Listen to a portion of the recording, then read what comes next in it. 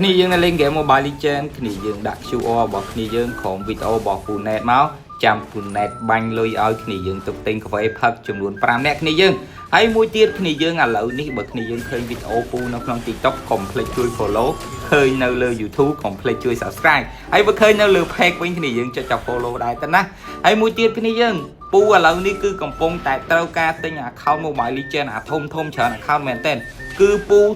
លក់ account Mobile Legends ដែលពូធ្វើវីដេអូឲ្យគ្នាយើងមើលអស់ហើយភ្ញៀវក៏សុំទិញអញ្ចឹងណាគ្នាយើងអញ្ចឹងពូលក់ទៅនៅសល់តែ account ទូចពូក៏ធ្វើវីដេអូឲ្យគ្នាយើងមើលអត់ល្អមើលអញ្ចឹងពូចង់ទិញ account Mobile Legends អាធំ skin ច្រើនយកមកធ្វើវីដេអូអា World Collector skin ច្រើនណាគ្នាយើងមាន account ប្រហែលក៏ពូទិញដែរណាដាក់ចូល page មកពូទិញក្នុងតម្លៃដែលថ្លៃឧទាហរណ៍ថាគ្នាយើងលក់កន្លែងគេឲ្យ300ពូឲ្យគ្នាយើង400ចង់គ្នាយើងមកលក់កន្លែងពូត្រូវការតែ account ធំចូលស្តុកច្រើនមែនតែម្ដងគ្នាយើងទិញទុកលេងផងទិញទុកលក់ផងអញ្ចឹងណាហើយគ្នាយើងលក់ account នៅកន្លែងពូគ្នាយើងកុំភ្លេចជួយថតធានាផងណាមិនថាលុយតិចលុយច្រើនទេគឺថតធានាឲ្យដូចគ្នាដោយសារអីបើសិនជា account ដែលគ្នាយើងលក់ទៅមួយមានបញ្ហាគឺពូនឹងដោះស្រាយមុនគេហើយមួយទៀត account ដែលពូត្រូវការទិញអាធំតម្លៃច្រើន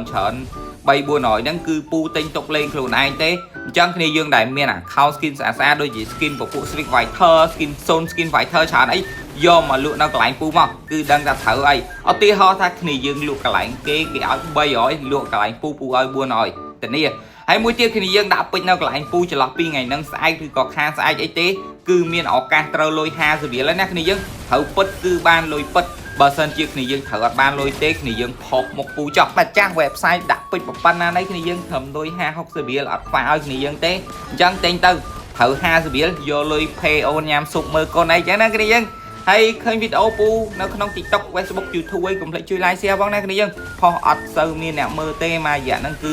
ពូលេងល្បីដូចមុនហើយអញ្ចឹងមានគ្នាយើងទេបាយបាយ